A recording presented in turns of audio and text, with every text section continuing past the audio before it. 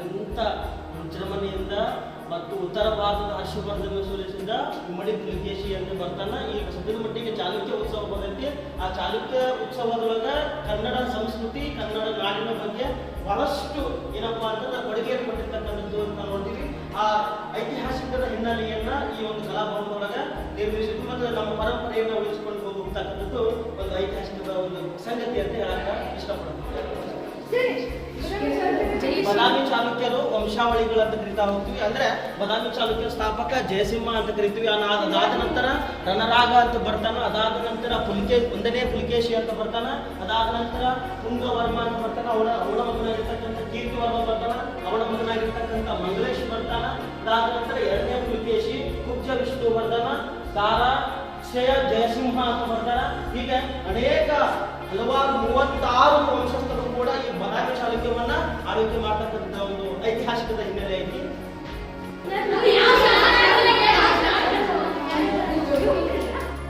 ಯುದ್ಧದ ಸಂದರ್ಭದಲ್ಲಿ ಬಳಸ್ತಕ್ಕಂಥ ಶಸ್ತ್ರಾಸ್ತ್ರಗಳನ್ನು ಕರೀತಾ ಹೋಗ್ತೀವಿ. ಇದರಲ್ಲಿ ಕತ್ತೆ ಆಗಿರ್ಬೋದು,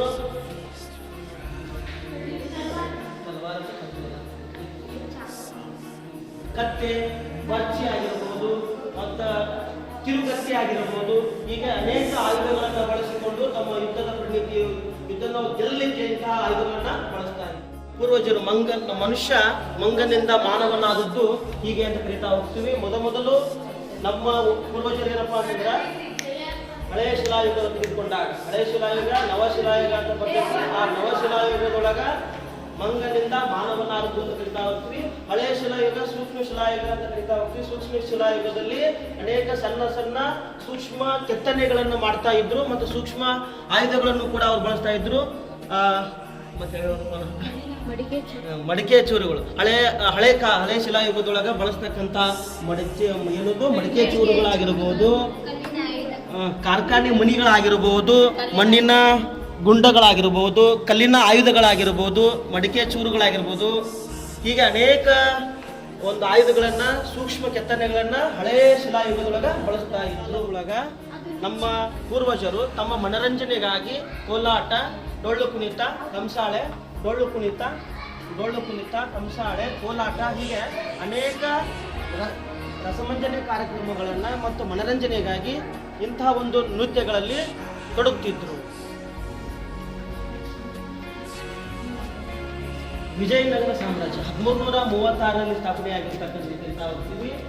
ಜಗತ್ತಿನೊಳಗ ಅತ್ಯಂತ ಮುತ್ತು ರತ್ನಗಳಿಂದ ಹೋಳಗಳಿಂದ ಬೆಳೆತಕ್ಕಂಥ ಸಾಮ್ರಾಜ್ಯ ವಿಜಯನಗರ ಸಾಮ್ರಾಜ್ಯ.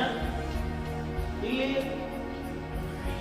ತುಂಗಭದ್ರಾ ನದಿಯೊಳಗ ನದಿ ದಂಡೆಯಲ್ಲಿ ಸ್ಥಾಪನೆಯಾಗಿರ್ತಕ್ಕಂಥ ವಿಜಯನಗರ ಸಾಮ್ರಾಜ್ಯ. ಇಲ್ಲಿ 4 ಮನೆತನಗಳು ಅಥವಾ ಸಂಗಮ, ಸಾಳುವ, ತುಳು, ಅರಿವಿಡ ಅಂತೇಳಿ ಇದರಲ್ಲಿ ಪ್ರಸಿದ್ಧವಾಗಿರ್ತಕ್ಕಂಥ ಮನೆತನ ಯಾವ್ದಪ್ಪ ತುಳು ವಂಶದ ದೊರೆಯಾಗಿರ್ತಕ್ಕಂಥ ಶ್ರೀಕೃಷ್ಣ ದೇವರಾಯ ಅಂತ ಕರಿತಾ ಹೋಗ್ತೀವಿ. ಶ್ರೀಕೃಷ್ಣ ದೇವರಾಯನು ಮಧ್ಯಯುಗದೊಳಗ ಅನೇಕ ಮೊಘಲರನ್ನ, ಮರಾಠರನ್ನ ಸೋಲಿಸಿರ್ತಕ್ಕಂಥ ಕಥೆಗಳನ್ನು ನಾವು ತಿಳ್ಕೊಳ್ತೇವೆ. ಜೊತೆಗೆ ಶ್ರೀಕೃಷ್ಣ ದೇವರಾಯನು ವಿರೂಪಾಕ್ಷ ದೇವಾಲಯರ್ತಕ್ಕಂಥ ಮಂಟಪದ ರಂಗಮಂಟಪವನ್ನು ಕಟ್ಟಿಸಿದಂತೂ ಕೂಡ ನಾವು ಬಳಸ್ತಕ್ಕಂತಹ ಕತ್ತಿ, ಬಂದೂಕು, ಬರ್ಚಿ ಅಂತ ಕರಿತಾ ಹೋಗ್ತೀವಿ.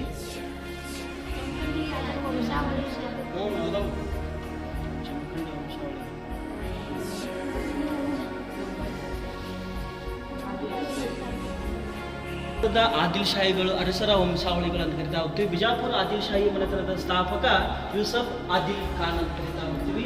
ಇಲ್ಲಿ ಇಸ್ಮಾಯಿಲ್ ಆದಿಲ್ ಶಾಹಿ ಬರ್ತಾನ, ಮರಿಯಂ ಸುಲ್ತಾನ್ ಬರ್ತಾರ, ಬಿಬಿ ಸತಿ, ಖದೀಜಾ ಸುಲ್ತಾನ್, ಮಲ್ಲಾ, ಆಲಂ ಖಾನ, ಇಬ್ರಾಹಿಂ, ಅಬ್ದುಲ್ಲಾ, ಇಸ್ಮತಿ ಅಲಿ, ತಫ್ಸಾರ್ ಅಹಮದ್, ತಾನಿ ಬಿಬಿ, ಹಾದಿ ಸುಲ್ತಾನ್, ಇಸ್ಮಾಯಿಲ್. ಒಟ್ಟಾರೆಯಾಗಿ ಈ ಬಿಜಾಪುರ ಆದಿಲ್ ಶಾಹಿ ಮನೆತನದೊಳಗ ಅತ್ಯಂತ ವಿಜಯನಗರ ಸಾಮ್ರಾಜ್ಯಕ್ಕೆ ಇದಕ್ಕೆ ಬಹಳಷ್ಟು ವ್ಯತ್ಯಾಸ ಇರ್ತಕ್ಕಂಥದ್ದು ಏನಪ್ಪಾ ಅಂತಂದ್ರೆ ತನ್ನ ಸಾಮ್ರಾಜ್ಯಕ್ಕೆ ಬೆಳೆಸಲಿಕ್ಕೆ ಅನೇಕ ಸಾಮ್ರಾಜ್ಯಗಳನ್ನ ಅವನತಿ ಮಾಡಿರ್ತಕ್ಕಂಥ ಸಾಮ್ರಾಜ್ಯ ಬಿಜಾಪುರ ಆದಿಲ್ ಶಾಹಿಗಳು ಅಂತ ಕರಿತೀವಿ. ಭಾರತದೊಳಗ ಅತ್ಯಂತ ಎತ್ತರವಾಗಿರ್ತಕ್ಕಂತಹ ಗೋಲ ಗುಂಬಜವನ್ನ ಈ ಆದಿಲ್ ಶಾಹಿಗಳು ಒಂದು ಕೊಡುಗೆ ಅಂತ ನಾವು ಕರಿತಾ ಹೋಗ್ತೀವಿ. ಅದರ ಜೊತೆಯಾಗಿ ದಕ್ಷಿಣ ಭಾರತದೊಳಗೆ ಇರತಕ್ಕಂತಹ ಇಬ್ರಾಹಿಂ ರೋಜಾ ಅಂತ ಕರಿತೀವಿ. ದಕ್ಷಿಣ ಭಾರತದ ಇದನ್ನು ತಾಜ್ ಮಹಲ್ ಅಂತ ಕರಿತೀವಿ. ಇದನ್ನು ಕಟ್ಟಿಸಿದಂತ ದೊರೆ ಯಾರಪ್ಪ ಅಂತಂದ್ರೆ ಎರಡನೇ ಇಬ್ರಾಹಿಂ ಆದಿಲ್ ಶಾ ಅಂತ ಕೂಡ ನಾವು ಕರಿತಾ ಹೋಗ್ತೀವಿ. ಇಷ್ಟು ಆದಿಲ್ ಶಾಹಿ ಮಾಡ್ತಾರೆ. ಬಿಜಾಪುರ ಆದಿಲ್ ಶಾಹಿಗಳು ತಮ್ಮ ಯುದ್ಧ ಪರಿಣಿತಿಗಾಗಿ ಬಳಸ್ತಕ್ಕಂತಹ ಆಯುಧಗಳು ಅಂತಂದ್ರೆ ಕತ್ತಿಗಳಾಗಿರ್ಬೋದು, ಫಿರಂಗಿಗಳಾಗಿರ್ಬೋದು. ನೋಡ್ಬೋದು ಇಲ್ಲಿ ಬಹಳಷ್ಟು ಒಂದು ಹಳೆ ಕಾಲದೊಳಗ ಬಳಸ್ತಕ್ಕಂಥ ಯುದ್ಧಕ್ಕಾಗಿ ಅಂತಂದ್ರೆ ಫಿರಂಗಿಗಳು ಅಂತ ಕರಿತಾ ಹೋಗ್ತೀವಿ.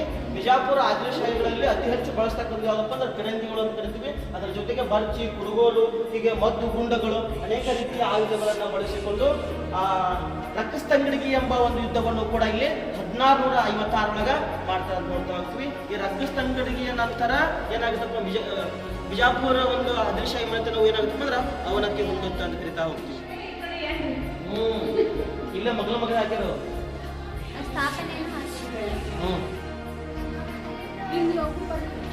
ದಕ್ಷಿಣ ಭಾರತದಲ್ಲಿ ಪೂರ್ವದೊಳಗ ನಮ್ಮ ಪೂರ್ವಜರು ಮನರಂಜನೆಗಾಗಿ ಬಳಸ್ತಕ್ಕಂತಹ ನೃತ್ಯಗಳಲ್ಲಿ ಡೊಳ್ಳು ಕುಣಿತ, ಕಂಸಾಳೆ, ಕೋಲಾಟ ಹೀಗೆ ಅನೇಕ ನೃತ್ಯಗಳಲ್ಲಿ ಭಾಗಿಯಾಗ್ತಿದ್ರು ಅಂತ ನೋಡ್ತಾ ಹೋಗ್ತೀವಿ. ನಾಣ್ಯಗಳನ್ನು ತೆಗೆದುಕೊಂಡಾಗ ಇಲ್ಲಿ ರೂಪಾಯಿಗಳಾಗಿರ್ಬೋದು, ನಾಣ್ಯಗಳಾಗಿರ್ಬೋದು, ಇಲ್ಲಿ ರಾಜ ಮಹಾರಾಜರು ನಾಣ್ಯಗಳನ್ನು ಏನ್ ಮಾಡ್ಕೋತಾರಪ್ಪ ಅಂದ್ರೆ ಬಳಸ್ತಾ ಇದ್ರು.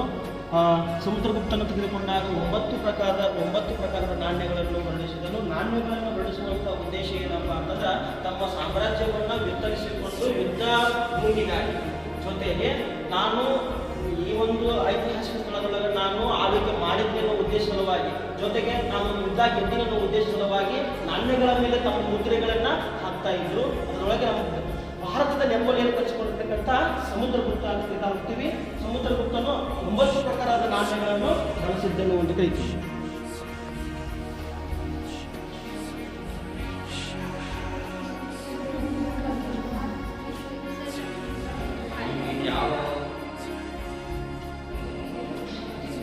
ದಕ್ಷಿಣ ಭಾರತವನ್ನು ಆಳ್ವಿಕೆ ಮಾಡಿದ ಮನೆತನಗಳಲ್ಲಿ ಶಾಂತವಾಡರು, ಕದಂಬರು, ಗಂಗರು, ರಾಷ್ಟ್ರಕೂಟರು ಅಂತ ಬರ್ತಾರ.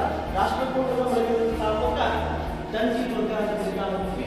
ಇಲ್ಲಿ ಸುಮಾರು 56 ಅರಸರುಗಳು ಕೂಡ ರಾಷ್ಟ್ರಕೂಟ ಮನೆತನದ ಪ್ರಮುಖವಾಗಿ ಅತ್ಯಂತ ಪ್ರಸಿದ್ಧ ದೊರೆ, ರಾಷ್ಟ್ರಕೂಟದ ಅತ್ಯಂತ ಪ್ರಸಿದ್ಧ ದೊರೆ ಯಾರಪ್ಪ ಅಂತಂದ್ರೆ ಅಮೋಘ ವರ್ಷ ನೃಪತುಂಗ ಅಂತ ಕರಿತೀವಿ. ಅಮೋಘ ವರ್ಷ ನೃಪತುಂಗನು ಸಾಮಾಜಿಕವಾಗಿ ತನ್ನ ಕಿರುಬರನ್ನು ಕೊಟ್ಟಿರ್ತಕ್ಕಂಥ ಇತಿಹಾಸವನ್ನು ನಾವು ಈ ಒಂದು ಕರ್ನಾಟಕದ ಐತಿಹಾಸಿಕ ಸ್ಥಳವೊಳಗೆ ಮತ್ತು ರಾಷ್ಟ್ರಕೂಟ ಮನೆತನದ ನಾವು ನೋಡ್ತಾ ಹೋಗ್ತೇವೆ. ಐತಿಹಾಸಿಕ ಹಿನ್ನೆಲೆ ಒಳಗ ರಾಜ ಮಹಾರಾಜರು ಬಳಸ್ತಕ್ಕಂತಹ ಅಂಚೆ ಚೀಟಿಗಳು Sri Lanka, China, Iran, Iraq, Hong Kong, Malaysia, ಸೊಬಿಯಾ, Japan, Singapore, Arabia, America, Sudan ಆಗಿರಬಹುದು, ಸೌದಿ ಅರೇಬಿಯಾ ಆಗಿರ್ಬೋದು, ಸ್ಪೇನ್ ಆಗಿರ್ಬೋದು, ಹೀಗೆ ಅಲ್ಬಿಯಾ ಅಂತ ಕರಿತೀವಿ, ಕುವೈಟ್ ಅಂತ ಕರಿತೀವಿ, ಕಿನ್ಯಾ ಅಂತ ಕರಿತೀವಿ. ಹೀಗೆ ಅನೇಕ ದೇಶಗಳು ತಮ್ಮದೇ ಆಗಿರ್ತಕ್ಕಂಥ ಅಂಚೆ ಚೀಟಿಗಳಲ್ಲಿ ಬಿಡುಗಡೆ ಮಾಡತಕ್ಕಂಥ ಆ ಅಂಚೆ ಚೀಟಿಗಳಲ್ಲಿ ವಿಶೇಷವಾಗಿರ್ತಕ್ಕಂಥ ವ್ಯಕ್ತಿಗಳನ್ನು ಏನು ಮಾಡ್ತಾರಪ್ಪ ಅಂತಂದ್ರೆ ಅವರು ನಮೂದಿಸಿರ್ತಾರ. ಆ ದೇಶದ ಪಿತಾಮಹ ಆಗಿರ್ಬೋದು, ಆ ದೇಶದ ಮಹಾತ್ಮ ಆಗಿರ್ಬೋದು, ಆ ದೇಶದೊಳಗ ಅತ್ಯಂತ ಬಹಳಷ್ಟು ಸುದೀರ್ಘವಾಗಿ ಆಳ್ವಿಕೆ ಮಾಡಿರ್ತಕ್ಕಂಥ ರಾಜಕಾರಣಿಗಳ ವ್ಯಕ್ತಿಗಳಾಗಿರ್ಬೋದು, ಸಮಾಜಕ್ಕೆ ಕೊಟ್ಟಿರಂಥ ದೊಡ್ಡ ದೊಡ್ಡ ವ್ಯಕ್ತಿಗಳನ್ನ ಅಂಚೆ ಚೀಟಿ ಒಳಗೆ ಏನು ಮಾಡ್ತಾರಪ್ಪ ಅಂದ್ರೆ ಬಿಡುಗಡೆ ಮಾಡಿರ್ತಾರೆ. ಹಳೆಯ ಒಂದು ಸೂಕ್ಷ್ಮ ಶಿಲಾಯುಗ ಮತ್ತು ನವಶಿಲಾಯುಗ ಆದ ನಂತರ ನಮ್ಮ ಭಾರತದ ಐತಿಹಾಸಿಕ ಒಂದು ಜನರು ತಮ್ಮ ಮನರಂಜನೆಗಾಗಿ ಡೊಳ್ಳು ಕುಣಿತ, ಕಂಸಾಳೆ, ಕೋಲಾಟ ಮತ್ತು ಹೀಗೆ ವೀರಗಾಸೆ ತಮ್ಮದೇ ಆಗಿರ್ತಕ್ಕಂಥ ನೃತ್ಯಗಳಲ್ಲಿ ತೊಡಗಿಕೊಂಡು ಮನರಂಜನೆಯನ್ನ ಮಾಡ್ತಾ ಇದ್ರು. ಸಂಸ್ಕೃತಿಯಲ್ಲಿ ಪೂಜೆ, ಪುನಸ್ಕಾರ, ನಂಬಿಕೆ, ಆರಾಧನೆ ಅನ್ನೋದು ಬಹಳಷ್ಟು ವಿಶೇಷವಾಗಿರ್ತಕ್ಕಂಥದ್ದು. ಹಳೆಯ ಕಾಲದೊಳಗೆ ಈ ರೀತಿಯಾಗಿ ನಮ್ಮ ದೇವರ ಆರಾಧನೆ ಮಾಡ್ತಾ ಇದ್ರು. ಜೊತೆಗೆ ಅಲ್ಲಿರ್ತಕ್ಕಂಥ ದೇವಾಲಯದ ಮುಂದ್ಗಡೆ ಇರ್ತಕ್ಕಂಥ ಅರಳಿ ಮರ ಆಗಿರ್ಬೋದು, ಆ ಅರಳಿ ಮರಕ್ಕೆ ತಮ್ಮದೇ ಆಗಿರ್ತಕ್ಕಂಥ ಹರಕೆಗಳನ್ನು ಕಟ್ಟಿಕೊಂಡು ಆ ಹರಕೆಗಳನ್ನು ಈಡೇರಿಸಿಕೊಳ್ಳಲಿಕ್ಕೆ ಇಂತಹ ತೊಟ್ಟಿಲುಗಳನ್ನು ಕಟ್ಟುವುದು, ಜೊತೆಗೆ ಅನೇಕ ದಾರಗಳನ್ನು ಕಟ್ಟುವುದು, ಇದು ನಮ್ದು ಮೂಢನಂಬಿಕೆ ಅಂತಲ್ಲ, ನಮ್ಮದೇ ಆಗಿರ್ತಕ್ಕಂಥ ನಂಬಿಕೆಗಳಂತ ಕರಿತಾ ಹೋಗ್ತೀವಿ. ಇದು ನಮ್ಮ ಆರಾಧನೆ ಅನ್ನೋದು ಬಹಳಷ್ಟು ಹಳೆಯ ವರ್ಷಗಳಿಂದ ಬಂದಿರತಕ್ಕಂಥದ್ದು. ಆರಾಧನೆ ನಮ್ಮ ನಂಬಿಕೆಯನ್ನ, ನಮ್ಮ ಶ್ರದ್ಧೆಯನ್ನ ಉಳಿಸುವಂಥದ್ದು. ಇದನ್ನ ನಾವು ಈ ಸಿದ್ಧಮಟ್ಟಿಗೆ ಪಂಚಾಯಿತಿ ಅಂತ ಕರಿತೀವಿ. ಹಳೆ ಕಾಲದೊಳಗೆ ಚಾವಡಿ ಅಂತ ಕರಿತಾ ಹೋಗ್ತೀವಿ. ಚಾವಡಿ ಅಪ್ಪ ಅಂತಂದ್ರೆ ಗ್ರಾಮದಲ್ಲಿರ್ತಕ್ಕಂಥ ಕಂದಾಯ ವಿಭಾಗ ಅಂತ ಕರಿತಾ ಹೋಗ್ತೀವಿ. ಕಂದಾಯ ವಿಭಾಗದೊಳಗೆ ತಮ್ಮದೇ ಊರಿನ ಆಗಿರ್ಬೋದು, ಮನೆ ಆಗಿರ್ಬೋದು, ಆ ಒಂದು ಕಂದಾಯ ತೆರಿಗೆಯನ್ನು ಕಟ್ಟತಕ್ಕಂಥ ನೋಡ್ತಾ ಹೋಗ್ತೀವಿ. ಚಾವಡಿ ಒಳಗ ಅನೇಕ ದೊಡ್ಡ ವ್ಯಕ್ತಿಗಳನ್ನು ಕರಿತಾ ಹೋಗ್ತೀವಿ. ಊರಿನ ಗೌಡಿಕೆ ಅಂತ ಆ ಗೌಡಿಕೆ ಮನೆತನಕ ಚಾವಡಿಯ ಒಂದು ಏನಪ್ಪಾ ಅಂತಂದ್ರ ಗ್ರಾಮಗಳು ಸಿದ್ಧಮಟ್ಟಿಗೆ PDO ಜೊತೆಗೆ PDO ಅಂತ ಹೋಗ್ತೀವಿ. ತಲಾಟಿ ಅಂತ ಕರಿತಾ ಹೋಗ್ತೀವಿ. ಅಂದ್ರೆ ನಮ್ಮ ಮನೆಯ ಉತ್ತಾರ ಆಗಿರ್ಬೋದು, ನಮ್ಮ ಮನೆಯ ಹೊಲದ ಉತ್ತಾರ ಆಗಿರ್ಬೋದು, ಹೀಗೆ ಮಗು ಜನಿಸಿದಾಗ ಜನ್ಮ ದಿನಾಂಕವನ್ನು ಹಚ್ಚುವುದಾಗಿರ್ಬೋದು, ಈ ಒಂದು ಗ್ರಾಮ ಚೌಳಿ ಒಳಗಂತ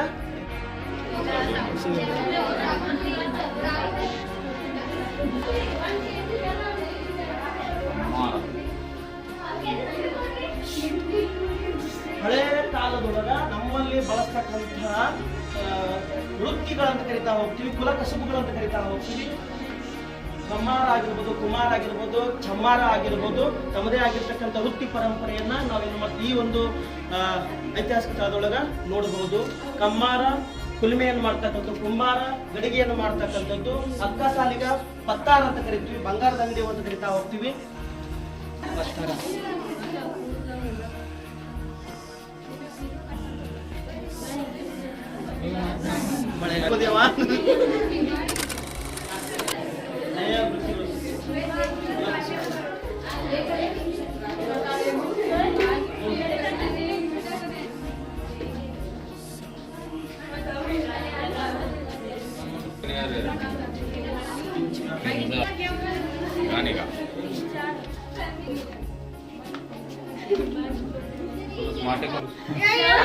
ಯಾರವರು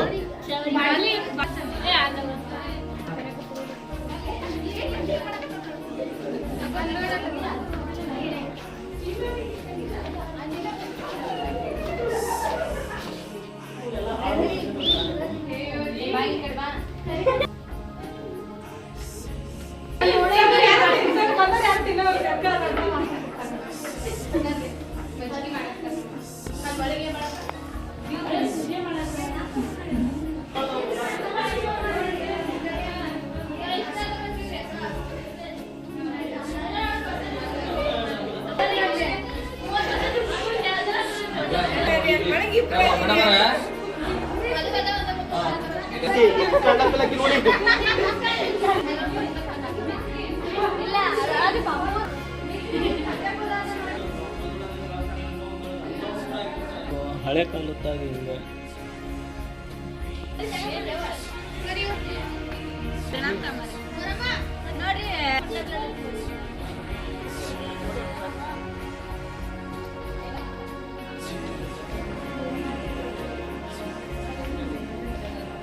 ಕಾರುಹುಣ್ಣಿಮೆ ಅಂತ ಕರಿತೀವಿ. ಕಾರುಹುಣ್ಣಿಮೆ ಜ್ಯೇಷ್ಠ ಮಾಸದಲ್ಲಿ ಬರುವ ಕಾರುಹುಣ್ಣಿಮೆ ಎತ್ತಾರ್ತಿ ಅಂತ ಕರಿತೀವಿ. ಉತ್ತರ ಕರ್ನಾಟಕದಲ್ಲಿ ಇದು ಮಳೆಗಾಲದ ಮುನ್ಸೂಚನೆ ಅಂತ ಕರಿತಾ ಹೋಗ್ತೀವಿ. ಋತುಮಾನದ ಬದಲಾವಣೆಯಿಂದಾಗಿ ಮಣ್ಣೆತ್ತಿನ ಪೂಜೆಯನ್ನು ಮಾಡ್ತೀವಿ. ಅದು ಹಬ್ಬ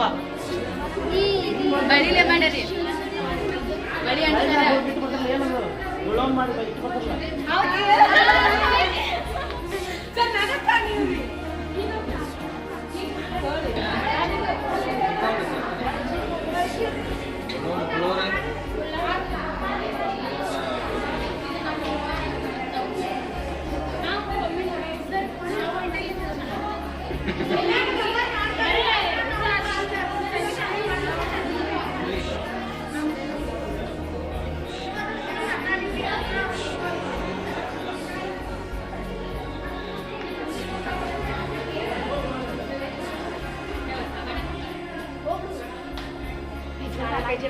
ಜೋಕುಮಾರ ಶಿವನ ಮಗ, ಮಳೆಯ ದೇವರು, ರೈತರ ಆರಾಧ್ಯ ದೈವ. ಈತ ಭಾದ್ರಪದ ಮಾಸದ ಅಷ್ಟಮಿಯದಂದು ಹುಟ್ಟಿ ಹುಣ್ಣಿಮೆದಂದು ಸಾಯುತ್ತಾನೆ. ಅವನ ಆರಾಧನೆಯ ನಿಮಿತ್ತವಾಗಿ ಈ ಹಬ್ಬವನ್ನು ಜೋಕುಮಾರನ ಹಬ್ಬ ಎಂದು ಆಚರಣೆ ಮಾಡುತ್ತಾನೆ. ಸರ್, ಪ್ರೇಮ ವೈದ್ಯವ ಗೆಲ್ಲುತ್ತಾ ಬಂಗಾರ ಎಲ್ಲರಿಗೂ ಪ್ರಿಯವಾಗಿದ್ದು, ಅಂತೆಯೇ ಅಶ್ವಿನಿ ಮಾಸದಲ್ಲಿ ಬರುವ ವಿಜಯದಶಮಿಯ ನಿಮಿತ್ತವಾಗಿ ಬರ್ತಕ್ಕಂಥ ಬನ್ನಿ ಹಬ್ಬ. ಈ ಬನ್ನಿ ಹಬ್ಬವನ್ನು ಎಲ್ಲರೂ ಶತ್ರು ಅಲ್ಲ, ಎಲ್ಲರೂ ಮಿತ್ರರು ಅಲ್ಲ, ಜೊತೆಗೆ ನಾವು ನಾಡ ಹಬ್ಬವನ್ನು ಆಚರಣೆ ಮಾಡ್ತಾ ಹೋಗ್ತೀವಿ. ಆ ಸಂದರ್ಭದೊಳಗೆ ಯಾವುದೇ ರೀತಿಯ ವೈರತ್ವ ಇದ್ದರೂ ಕೂಡ ಅವರಿಗೆ ಬನ್ನಿಯನ್ನು ಕೊಟ್ಟು ಅವರ ಜೊತೆಗೆ ಸ್ನೇಹ ಬಾಂಧವ್ಯ ಇರುವುದೇ ನಾಡ ಹಬ್ಬ, ಬನ್ನಿ ಹಬ್ಬ ಅಂತ ಹೇಳ್ತಾ ಹೋಗ್ತೀವಿ.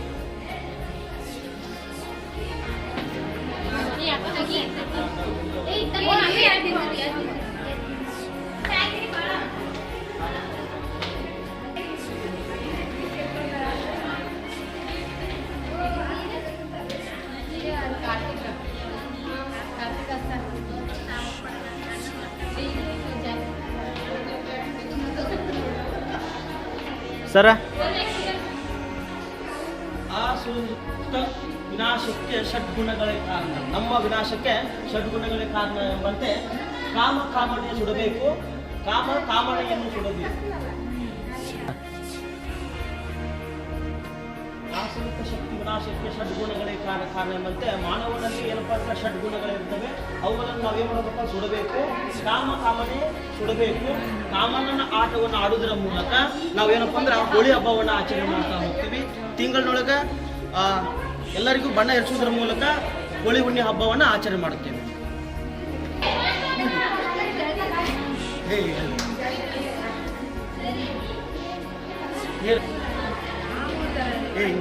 ತಪ್ಪಾಗುತ್ತೆ ಮತ್ತೆ ಹುಡುಕಿ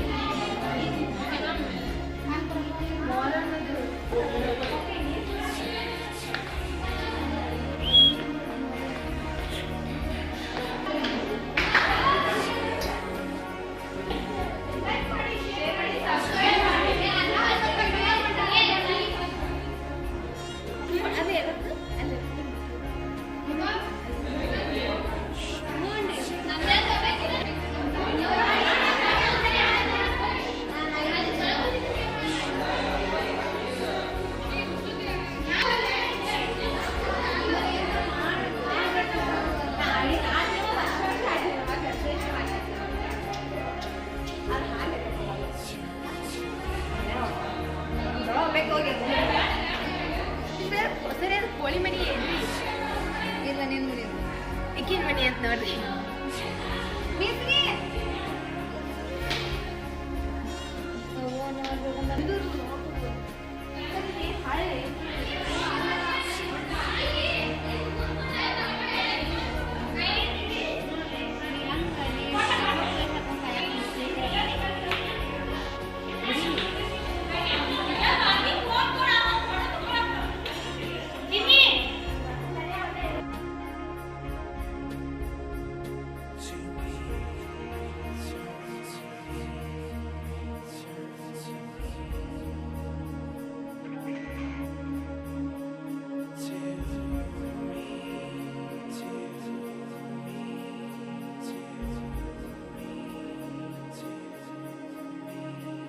to